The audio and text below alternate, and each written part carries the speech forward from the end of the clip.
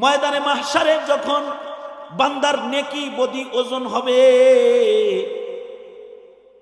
এমন দুইটা বান্দা মিজানের পালার কাছে আসবে যাদের নেকি নাই কিন্তু তাদের ঈমান আছে।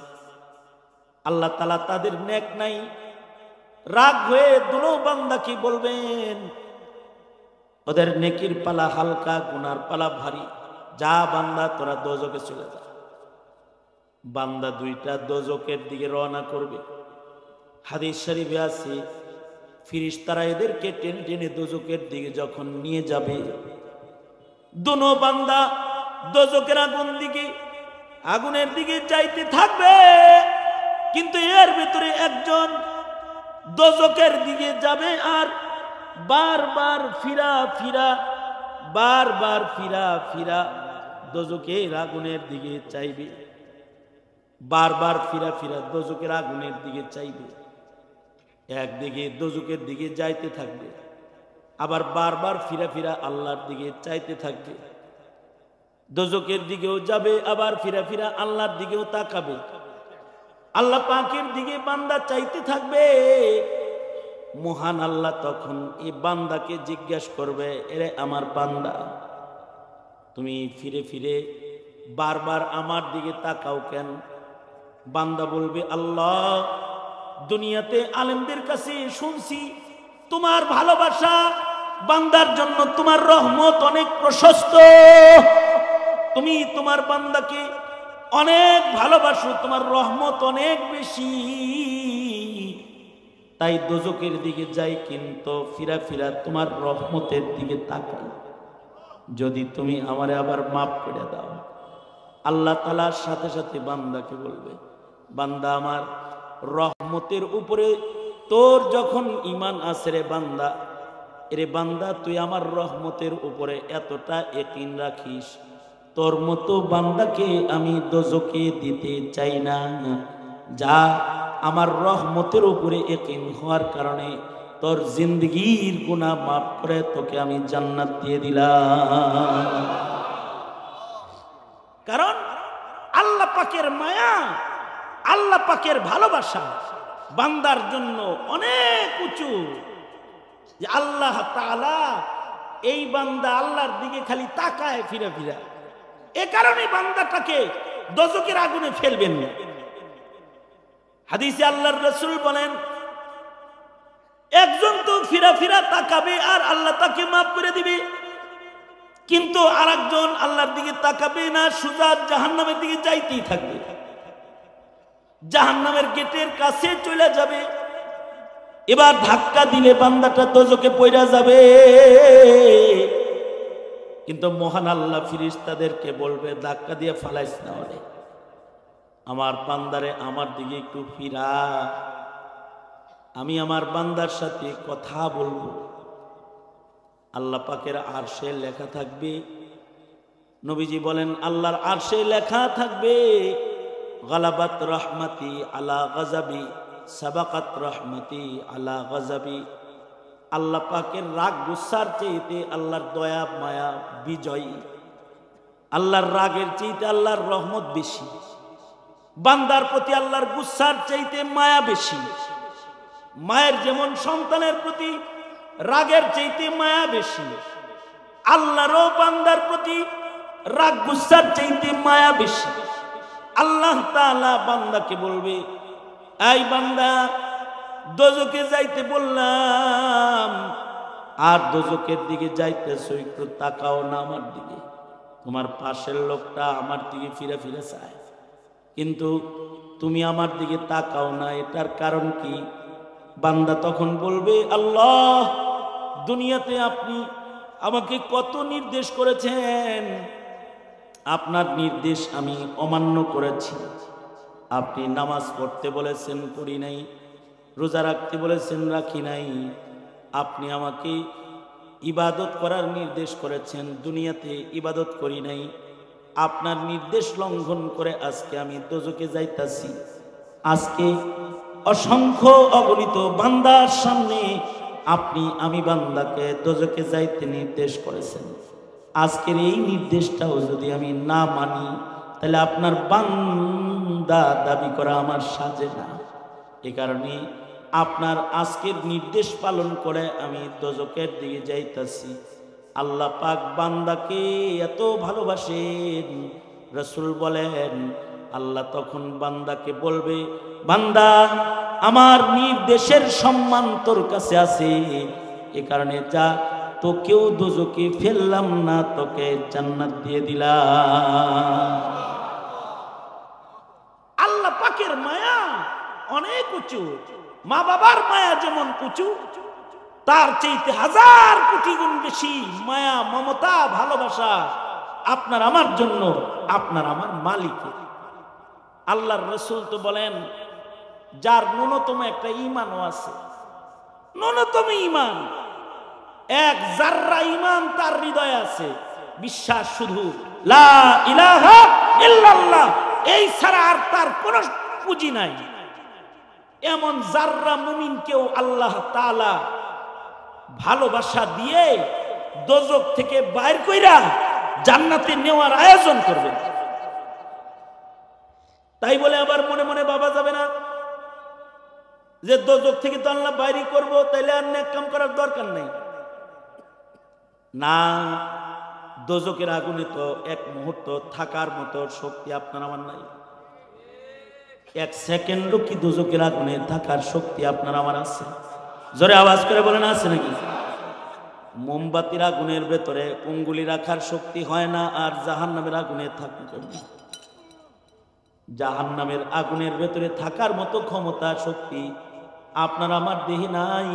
সুতরাং 5 মিনিটের জন্য তো দোজখের আগুন আমাদের জন্য বরদাস্ত করার ক্ষমতা নেই। জাহান্নামের আগুন জাররাও যদি হয়, সেটাও অনেক ভয়ঙ্কর। আব্দুল আজিজ মুহাদ্দিসে দেহলভী রহমাতুল্লাহি আলাইহির আমলের কথা। এক গ্রামে একজন ভিক্ষুক ছিল, আর একজন নেককার ছিল। ভিক্ষুকে ভিক্ষা করত, আর এই উপরে উঠে রাখেন, এখানে উঠে রাখেন, হ্যাঁ, ভিক্ষুকে ভিক্ষা করত, আর নেককার যে আছে সে সাদকা করত। এই গ্রামের এই ভিক্ষুকটা হঠাৎ করে একদিন অসুস্থ হয়ে গেল। 1 দিন, 2 দিন, 3 দিন, 5 দিন হয়ে যায়, এই ভিক্ষুক আর ভিক্ষা করতে আসে না। ভাই, নেককারের অপেক্ষা ভিক্ষুক আসে না কেন? তার জন্য প্রতিদিন টাকা রাইখা দিই, সে আসে না। ঘটনাটা কি? তো ভিক্ষুকের বাড়িতে রওনা করলো, যাই যায় দেখে আসি সে কোনো অসুস্থ কিনা। এই লোক ঘুরতে ঘুরতে ভিক্ষুকের বাড়ি গেছে, যায়া ভিক্ষুকের দরজায় যায় সালাম দিছে, আসসালামু আলাইকুম, আসেন নি গো ভাই? ঘরের ভেতর থেকে ভিক্ষুক কয়, আসছি। কি হয়েছে? জান্নাতির লেগে দেখতে আইছি। কয়, অসুস্থ, আসেন, ঘরে আসেন। এই নেককার লোকটা ভিক্ষুকের ঘরের ভেতরে ঢুকছে, ঢুইকা দেখে ভিক্ষুক ভীষণ অসুস্থ। তাকে ইয়াদাত করেছে। রোগী দেখে একটা নেক আমল। যারা রোগী দেখতে যায়, হাদিসে আছে 70,000 রহমতের ফেরেশতা তার জন্য দোয়া করতে থাকে। এর রোগী দেখা ভিক্ষুকের পাশে দাঁড়ায় বলতেছে, ভাই, ডেইলি আপনি আমার বাড়িতে যান, আপনার জন্য আমি কিছু রাখা দিই। 5 দিন আপনার জন্য যা রাখছিলাম জমা হয়ে গেছে, এটি দিতে আইছি, না রাখেন। জায়গা ভাই, আমি জায়গা। এই কথা বলতেই ভিক্ষুক লোকটা এই নেককারের হাত ধরছে। হাত ধরে কয়, ভাই রে, এই দুনিয়াতে আপন বলতে আমার কেউ নাই। আমার বাবা মা, ভাই বোন, আপনজন রক্তের কেউ এই পৃথিবীতে নাই। প্রত্যেকটা মানুষের বিদায়ের সময় তার একটা চিন্তা থাকে, তার একটা ভালোবাসার মানুষ যেন তার লাশটা যত্ন করে কবরে রাখা। যদি কারোর লাশ যত্ন সহকারে কবরে রাখা হয়, এই যত্নের কদর ফেরেশতারাও করে। আমিও চাই আমার একটা আপনজনে আমার লাশ কবরে নামাক। কিন্তু আমার কোনো রক্তের আপনজন নাই। 5 দিন তোমার বাড়ি ভিক্ষা করতে যাই নাই, আমার প্রয়োজনের খাবার লইয়া আমার দরজায় আসছো। আপাতত এই দুনিয়াতে তোমার চাইতে আপন আমার আর কেউ নাই। আমার মন বলে আমার লাশটা তুমি কবরে নামাইলে যত্ন সহকারে নামাবে। তাই তোমার হাত ধরে আমি দাবি করতেছি, ভাই যদি শুনো আমি মরে গেছি, তাহলে তোমার হাতের এক মুঠ মাটি আর জানাজা আমি চাই। এই লোক ওয়াদা করছে, ঠিক আছে তুমি যদি মরেই যাও আমি তোমাকে গোসল দিব, আমি তোমার জানাজা করব, আমি তোমাকে কবরে নামাবো। ঘটনা চক্রে রাতের বেলায় ভিক্ষুক মারা গেছে, সকাল বেলায় এই নেককার লোক এসে এই ভিক্ষুককে গোসল দিছে, জানাজা পড়ে কবরে রাখছে। কিন্তু কবরে যখন লাশ নামাইতেছে, হাকিম মুহাম্মদ থানভী বলেন কবরের লাশ নামানোর সময় তার পকেটের একটা সরকারি কাগজ লাশ নামানোর সময় কবরের ভিতরে পড়ে গেছে, তারাও জানতে। বাঁশগুলো বিছায়া কবর থেকে এসে উঠে চলে এসেছে, পরক্ষণে কবর দেওয়া কমপ্লিট, কিন্তু পকেটে হাত দিয়ে দেখে কাগজ নাই। আলেমদেরকে বলে একটা সরকারি জরুরি কাগজ আমার হারায় গেছে, এটা মনে হয় কবরে পড়ছে, এটা কি উঠানো জায়েজ আসেনি?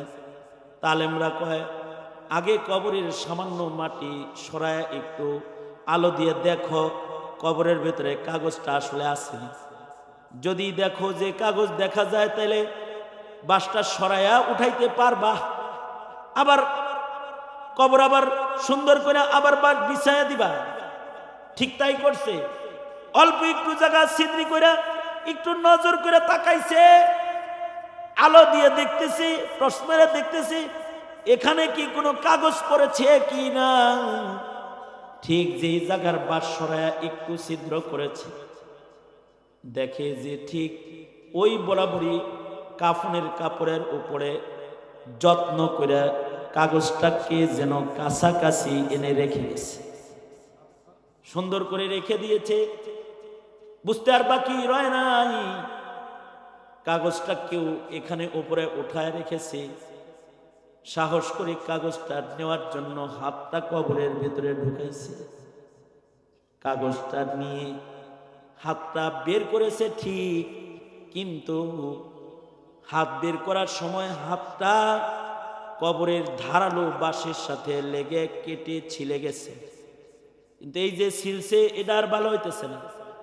1 মাস 2 মাস 3 মাস 6 মাস যায়, ওষুধ খায় কিন্তু গা ভালো হয় না, আর জ্বালা যন্ত্রণাও ভালো হয় না।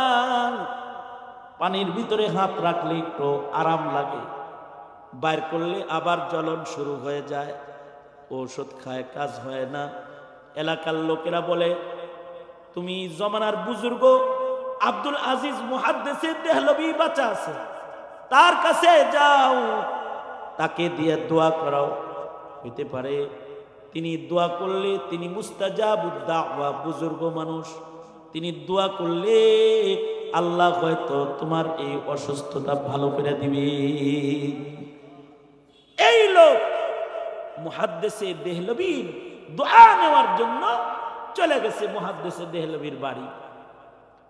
বাড়িতে যে ঘটনার বিবরণ দিছে, কবরের ভিতরে হাত দিছিলাম কাগজ উঠাইবার লেগা, উঠাইতে যে আঁচল লাগছে, এটা ভালো হইতেছে না, কি করা যায়?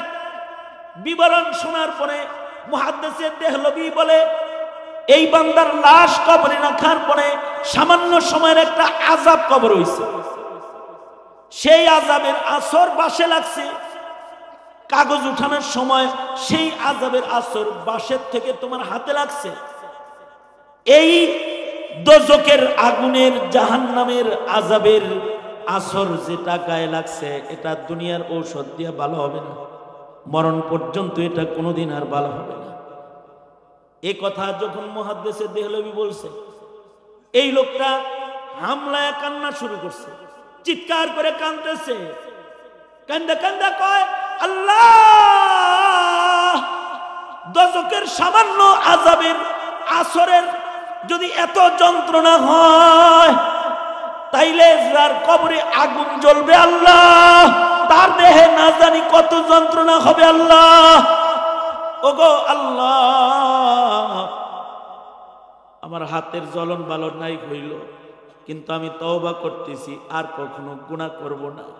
তুমি আমার কবরে জাহান্নামের আগুন দিও না, কারণ জাহান্নামের আগুন অল্প সময়ের জন্য বরদাস্ত করার ক্ষমতা আমার নাই। ওগো আল্লাহ, দোজকের আগুনে কিন্তু তুমি আমারে জ্বালায়ও না। এই লোকটা এইভাবে দোয়া করতেছে আর হাউমাউ করে কাঁদতেছে, তার চোখের পানিগুলো দর দর করে গোড়ায় গোড়ায় পড়তেছে। মুহাদ্দিসে দেহলভী তাকে কাছে টেনে নিয়ে তার চোখের পানি নিজের হাত দিয়ে এনে তার জ্বলনওয়ালা অসুস্থ জায়গার ভেতরে মুছে দিয়েছে।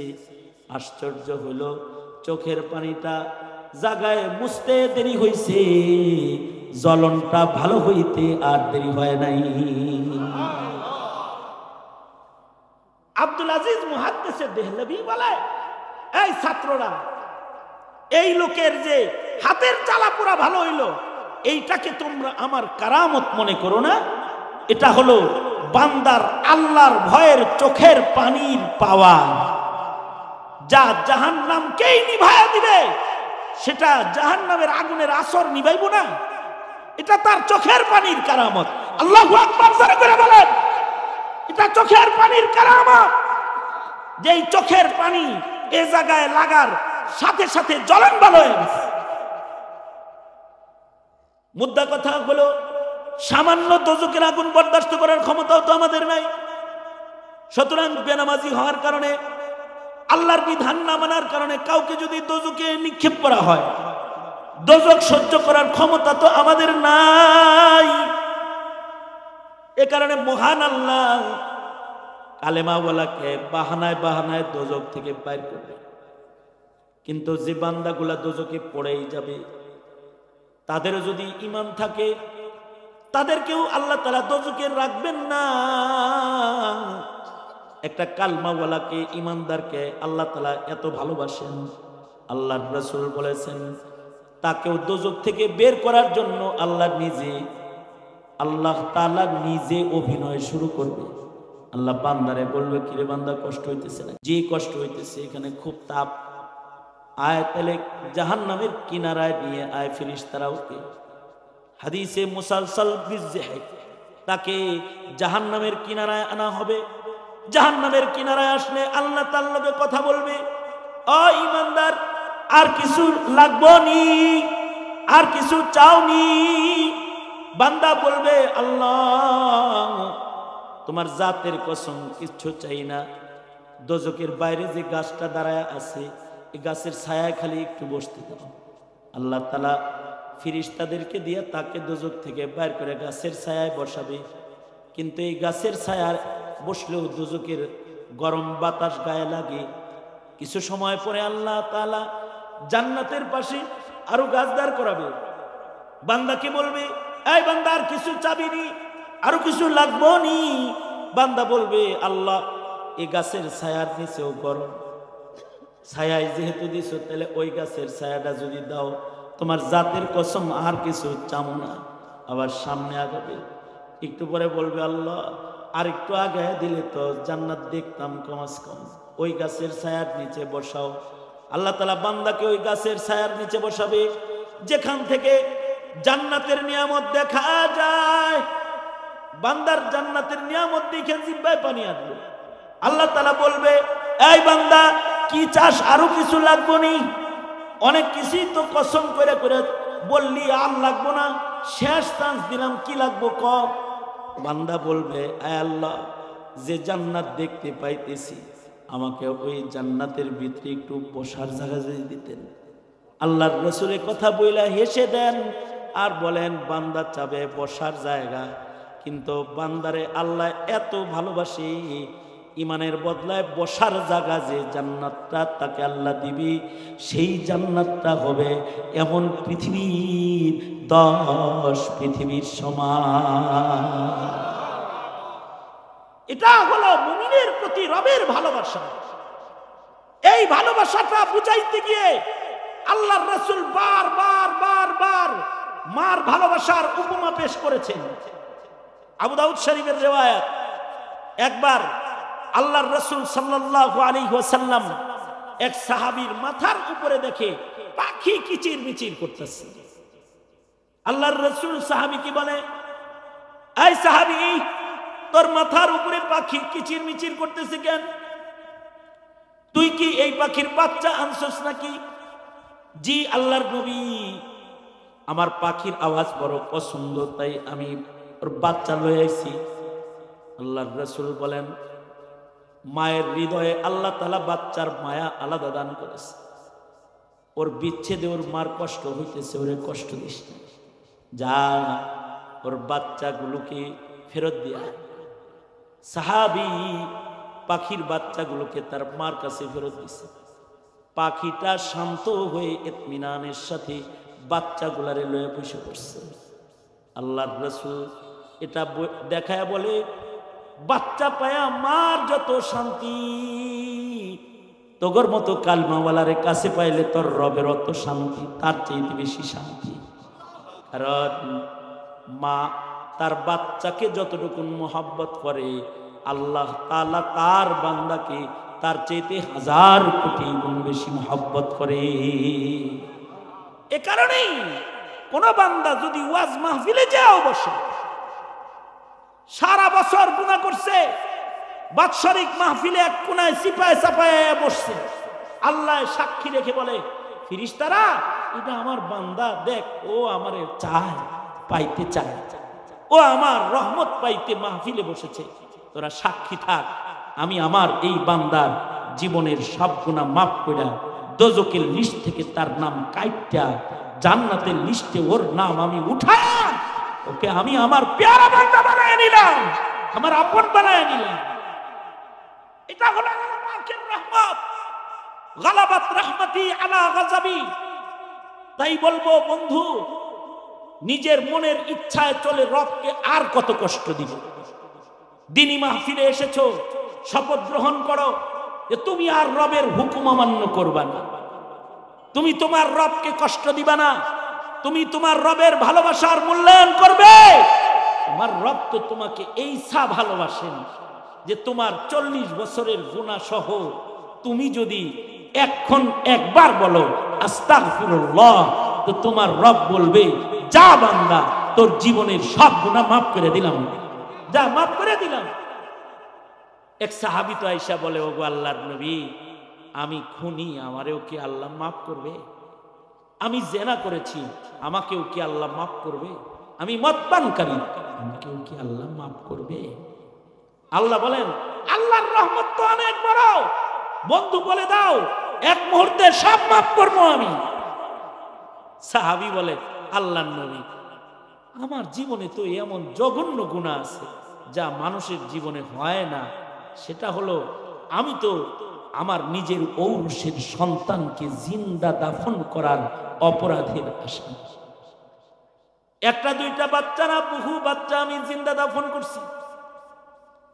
ওগো আল্লাহর নবী, মা যেহেতু তার সন্তানকে সবচেয়ে বেশি ভালোবাসে, আমার সর্বশেষ যে বাচ্চাটাকে আমি দাফন করেছি, জিন্দা দাফন করেছি, মা তার বাচ্চাটাকে জন্মের পরে লুকায় ফেলছে। খালার বাড়িতে লালন পালন করছে, আত্মীয়র বাড়িতে লালন পালন করেছে। বাচ্চাটা যখন বড় হয়েছে, মাঝে মধ্যে মার কাছে সাক্ষাৎ হইতো, আমার পছন্দ হইতো বিদায় বাচ্চাটাকে আদর করতাম, চুমু খাইতাম। মা বুঝে মনে করেছে বাচ্চাকে যেহেতু আমি আদর করতেছি, এখন আর এই বাচ্চাটাকে আমি মারতে পারবো না।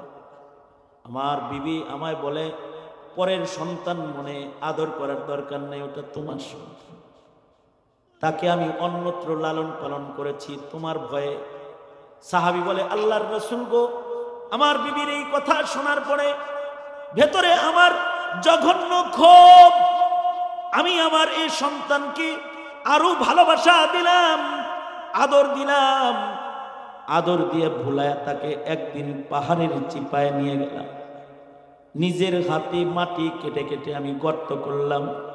আল্লাহর নবী গো, আমার এই সন্তানটা আমি যখন মাটি কাটতেছিলাম, পাথরের মাটি খনন করতেছিলাম, আমার ঘাম বের হয়ে যায়। আমার সন্তান নিজের আঁচল দিয়ে জামা দিয়ে আমার ঘাম মুছে দিছে আর বলছে, বাবা এত কষ্ট কেন করো, তোমার ঘাম বের হয়ে যায়। আমার দাড়িতে ময়লা লেগেছে, আমার মেয়ে নিজের হাতে আমার দাড়িগুলো সাফ করেছে। বাবা গো, তোমার গায়ে ময়লা লেগে যায়, কি দরকার বাবা, কেন মাটি খনন করো? লোকটা বলে, সাহাবী বলে, আল্লাহর নবী গো, গর্ত করা শেষ হয়ে গেলে দূরে খেলতে থাকা সন্তানটাকে বাহানা দিয়ে ডাকলাম, আয় মা দেখা যা, দেখা যা, কত সুন্দর গর্ত করেছি, গর্তটা কত সুন্দর। মেয়ে আমার দেখার জন্য গর্তের কাছে আসলে, আল্লাহর রাসূল গো, মেয়ের গায়ে পিতার হাত নয়, জল্লাদের হাত গলায় ফেলেছিলাম আমি, আর নিজের ঔরসের সন্তানকে ধাক্কা দিয়ে গর্তের ভেতরে ফেলে দিয়েছিলাম। বড় বড় পাথরের টুকরাগুলা সন্তানের উপরে ফেলতেছিলাম, আর তাকে জীবন্ত কবর দিতেছিলাম। ওগো আল্লাহর নবী, আমার সন্তান কবর থেকে আমাকে ডাকতেছিল আর বলছিল, আব্বু, জীবনে কোনো দিন তোমাকে কারোর সামনে আব্বা বলে আমি ডাক দিব না, তুমি আমার বাপ লাগো, দুনিয়ার কোনো মানুষকে আমি এটা কখনো বলবো না। বাবা, তুমি যেই এলাকায় বসবাস করো সে এলাকায় আমি বসবাস করব না, জানে মাইরো না বাবা, জীবন ভিক্ষা দাও। সাহাবী বলে, রাসূল গো, আমি এতই পাষাণ, সন্তানের আদরের ডাক আমি শুনি নাই, নিজের হাতে জ্যান্ত কুইতা ফেলাইছিলাম গো আল্লাহর নবী। ও আল্লাহর রাসূল, এমন বড় অপরাধী কেউ কি মহান আল্লাহ মাফ করবে? এত বড় অপরাধ আমার, তাকেও কি আল্লাহ তাআলা ক্ষমা করবে না কো? আল্লাহর রাসূল বলে, সাহাবী, লা তাকনাতু মির রাহমাতিল্লাহ, আল্লাহর রহমত থেকে নিরাশ হও না।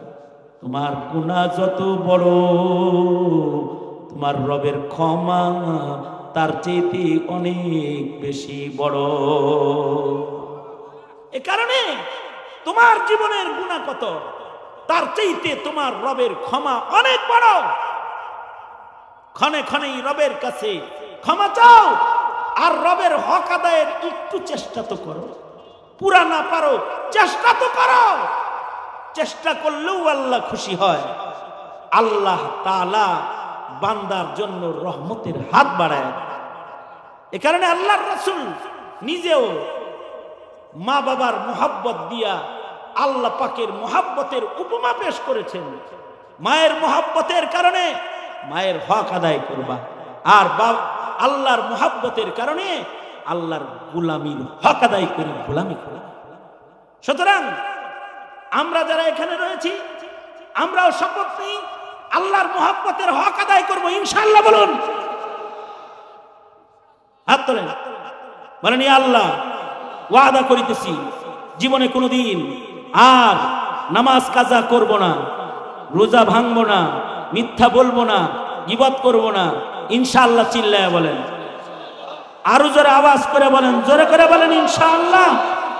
ইয়া আল্লাহ, ওয়াদা করিতেছি আর কোনোদিন ইসলামের খেলাফ চলবো না, ইনশাআল্লাহ। আর কোনোদিন আলেমদের বিরুদ্ধে যাব না, ইসলামের বিরুদ্ধে যাব না, কোরআন হাদিসের বিরুদ্ধে যাব না। ইয়া আল্লাহ, ওয়াদা করিতেছি আপনার গোলাম হব। আল্লাহ আপনি কবুল করেন। চিল্লায়া বলেন আমিন। আরো জোরে আওয়াজ করে বলেন আমিন। আরো জোরে আওয়াজ করে বলুন আমিন। আগামীকালকে মাহফিলের আখিরি মুনাজাত, আল্লাহর রহমত পাওয়ার আশায় আগামী দিনের মাহফিলকেও আপনারা কদরদানি করবেন। আমি আমার অসুস্থ বদনে কিছু কথা রবের মোহাব্বতের হক আদায় করার উৎসাহ দিয়ে আপনাদের কানে পৌঁছে দিলাম। যা কিছু বলেছি এর থেকে আল্লাহ তাআলা আপনাদেরকে আমল করার তৌফিক দান করেন, আমিন। সবাই ইস্তিগফার করেন, আস্তাগফিরুল্লাহ রাব্বি মিন কুল্লি যামবি ওয়া আতুবু ইলাইহি, লা হাওলা ওয়ালা কুওয়াতা ইল্লা বিল্লাহিল আলিয়্যিল আযীম। আস্তাগফিরুল্লাহাল্লাযী লা ইলাহা ইল্লা হুয়াল হাইয়ুল কাইয়্যুম ওয়া আতুবু ইলাইহি। মোহাম্মদ তৈয়ব ফকির অসুস্থ, তার জন্য দোয়া করেন। আরও অসুস্থ রোগী আছে, তাদের জন্য দোয়া করি, আল্লাহ সবাইকে সুস্থ করে। আলহামদুলিল্লাহ রাব্বিল আলামিন, ওয়াসসালাতু ওয়াসসালামু আলা সাইয়্যিদিল আমবিয়া ওয়াল মুরসালিন। রব্বুল আলামিন দুদিন ব্যাপী সম্মেলনের আজকের প্রথম রজনী তোমার বান্দাদেরকে তোমার রহমতের উদাহরণ পেশ করেছে। তোমার বান্দাদের চোখের পানি গড়ায়ছে, তারা লজ্জিত হয়েছে, তোমার কাছে তওবা করেছে। আয় আল্লাহ, মেহেরবানি করে তাদের জীবনের সব গুনাহ তুমি মাফ করে দাও আল্লাহ। সকলকে 5 ওয়াক্ত নামাজি বানায় দাও, দিন বোঝার তৌফিক দাও, দিন মানার তৌফিক দাও। হার কিসমের অপরাধ থেকে সকলকে ধরে ধরে তুমি বাঁচাও রব্বুল আলামিন। বুড়াদের আবু বকর বানায় দাও, যুবকদেরকে খালিদ বিন ওয়ালিদ বানায় দাও, পর্দার আড়ালের মা বোনদের হযরত ফাতেমা খাদিজা বানায় দাও রব্বুল আলামিন।